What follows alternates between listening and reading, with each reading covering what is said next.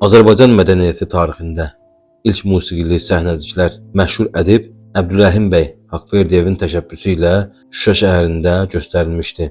Əbdülrəhim bəy Haqverdiyev xalq xanəndələrini və musiqiçilərini səhnəyə çıxaran ilk mədəniyyət xadimidir. 1897-ci ildə Şuşada Haqverdiyevin rejissorluğu altında yerli həvəskarlar böyük Azərbaycan şairi Füzulinin Leyli Məcnun poemasından Məcnun Leylinin qəbri üstündə parçasını musiqili səhnə Əbdülrəhim bəy Haqverdiyev tərəfindən tərtib edilmiş Azərbaycan toyu tamaşası ilə bitirdi. Şərq konsertlərində muğamat, xalq mahnısı və rəqsləri, aşıq havaları ilə yanaşı musiqili səhnəciklər də göstərilirdi. Məcnun rolunu oynayan məşhur xanəndə Cabbar Qaryağdıoğlu başına quş yuvası qoyub səhnəyə çıxmışdı. İlk tamaşa çox bəsit olsa da dinləyicilərə dərin təsir bağışlamışdı. O zaman 13 yaşlı Üzeyir Hacıbəyov da Cabbar Qaryağdıoğlunun Məcnun rolunda çıxışına böyük həyəcanla tamaşa etmişdi. 1902-ci ildə